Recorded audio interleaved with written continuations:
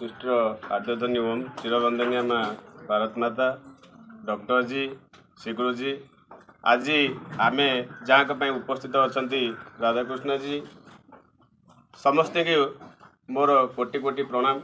एसत आम विद्यालय परिचालन समितिर सह संपादक देवेंद्र भाई महोदय क्षीरनानी और मोर गुरुजी गुरुमा बुंद सेवक सेविका और ये उपस्थित कुनी कुनी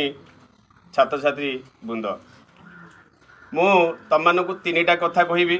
बेसी कहबिनी जे वर्तमान आमे जो पृथ्वी पृष्ठ धरा पृष्ठ जो अवतरण कले से लोक आम पाई सर्वदा सर्वोच्च उपरे तापरे धरा पृष्ठ आमे अवतरण कला परे जे आमको चलवा शिखेले से रहिबे द्वितीय तृतीय आमको जे कर्म शिखेले तेणु आमे ये तीनटा व्यक्ति को तीन जन व्यक्ति को सर्वदा आमे उच्चरे रखिबा। तो प्रथमे आमे धरा पृष्ठ जेतले आसिले आम प्रथम गुरु कह जाउची जाकू से होचंते आम माँ आमे तांकु जदि आमे सदा बेले आमे तांकु प्रणाम करिबा तांको कथा मानिबा आउ ये तीन जन व्यक्ति तुमको सदा बेले तुमर मंगल छड़ा आउ अमंगल चिंता करती ना बाकी आउ जी रहिले से माने तुम कम मंगल चाहूथे कि अमंगल चाहूथे से कही हम ना। तेणु माँ सदा बेले आमको तांकर भल मंद आमर जहाँ सुविधा असुविधा से सदा बेले आमको सहयोग करि आउ से आमको विद्या आमे जो प्रथमे आहरण कले शिक्षा लाभ कले ता मूल भी आम से माँ रही तापरे आमे आसी सारा परे आमको बापा चाली शिखेले केमिति ए जो परिवेश रे आमे केमिति बंचिबा केमिति कौन चलिबा से कथा शिखेले। तेणु बापा द्वितीय गुरु आम पाई हेले से तापरे तृतीय कौन ना आमे चाली शिखिगले सब केमिति बंचिबा शिखिगले तापरे आमको कर्म दरकार किसी आमे काम करबा दरकार जेकोसी क्षेत्र हो केवल विद्यालय रे गुरुजी अच्छा गुरुमा अच्छा गुरु अच्छा ताहा नुह आमे जेतेबेले बड़ हवा शिक्षादान शेष करवा तापर आमे बड़ मनीषटे हवा जेकोसी क्षेत्र को जीवा आमे जे पाते धरा पृष्ठ अच्छा से पर्यंत आमको किसी ना किसी शिक्षा ग्रहण करने पड़ी थाए से पाठ कागज कलम हो बा अन्य कौन क्षेत्र में हो। तेणु जी आमको गुरु गुरुर आख्या आम ताकू दबा जे आमको अंधार आलोक आलोक प्रदर्शन करेंगे दर्शन करेंगे आमे अज्ञात अच्छा जोटा को आमको जे ज्ञात करेले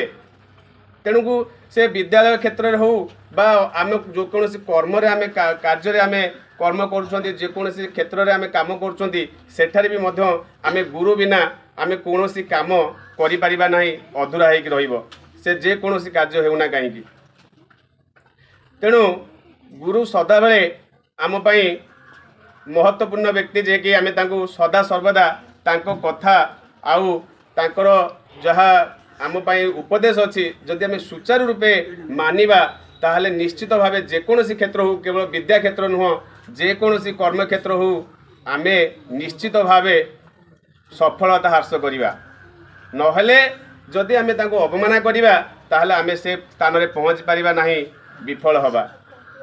जेमिति आमको गुरुजी कहले जे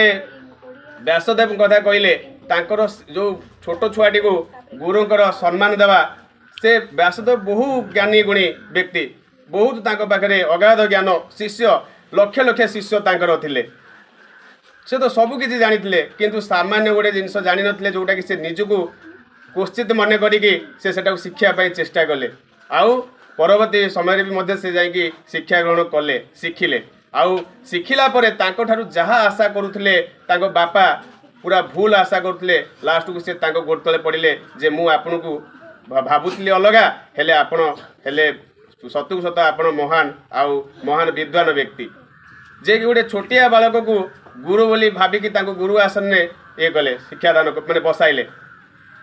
गुरु अवमाना आम गुरु जहाँ कतु भी जेकोसी जिनस हो आम जी टे कतु आहरण ज्ञान आहरण कले ताकू जदि आम अवमानना करवा जे ये भल नुहति ये अमक ढेका कहवा ताहले से जो विद्या आहरण कर तार किसी माने रहिबो नाही। तेणु प्रथमे आम गुरु आम माँ को आगे पूजा करवा माँ बापा को पूजा कर आसी सारा पर गुरुजी गुरुमा मान को पूजा कले बहुत भल हम। आम प्रत्येक दिन से लगे आम शिक्षा व्यवस्था कहुच्छी बापा माँ को आगे समस्ते संध्या सकाळे प्रणाम करवा कथा को मानिबा से आम जेकोसी कथा कहतु ना कहीं तार निश्चित आमर मंगल कही आम हित कही किंतु आम मानुना मोबाइल टिपिया कथा मना कला आम मोबाइल टिपुंट सहित जुक्ति करमती सब कर। तेणु मु निश्चित भाव तुम मान आशा रखी प्रथमे माँ को